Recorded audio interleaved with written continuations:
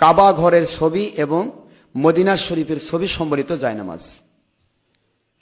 এই জায়নামাজে নামাজ পড়বেন না, এটা পরিহার করতে হবে, মনে রাখতে হবে ভাইজান।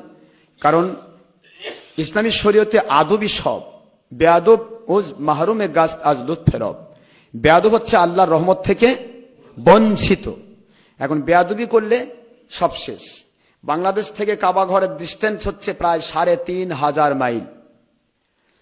৩,৫০০ মাইল কেন? যদি ৩.৫ লক্ষ মাইলও দূরে হয় কাবা, তবু কাবার দিকে মুখ করে পেশাব পায়খানা করা যায় না। এটা বুখারী শরীফের হাদিস দিয়ে প্রমাণিত, হারাম, নিষিদ্ধ।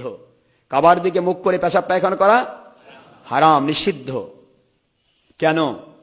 কারণ এই কাবার সাথে আল্লাহ এবং তার রসুলের সম্পর্ক।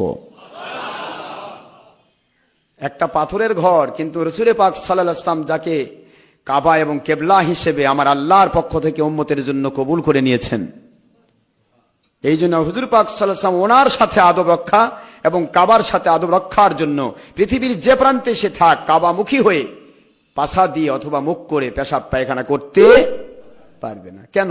কাবা তো সামনে নেই।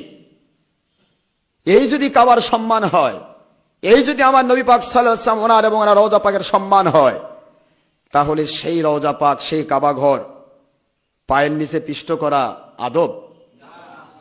বুঝবেন না, পায়ের নিচে কাবা ঘর থাকা আদব নাকি?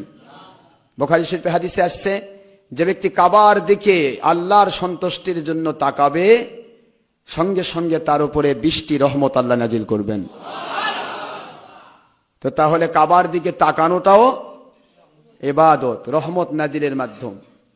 তাহলে সেটা সন্তুষ্ট করে পায়ের তলে মারাবো নাকি? পায়ের তলে পারে টারে তারপর নামাজ পড়বো। যে কাবার দিকে মুখ করেছে নামাজ হচ্ছে না, সেই নামাজেই দাঁড়াচ্ছি কাবাকে পায়ের নিচে রেখে।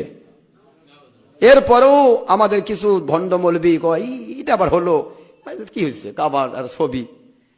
কিন্তু চিন্তা করতে হবে, আপনাকে হিসাব রাখতে হবে। আদব আদব যদি না থাকে, তাহলে তার কিন্তু ঈমান থাকে না। বেয়াদবের ঈমান থাকে না। বেয়াদবি করতে করতে এক সময় আল্লাহ এবং রসুলের সাথে বেয়াদবি করলে সঙ্গে সঙ্গে সে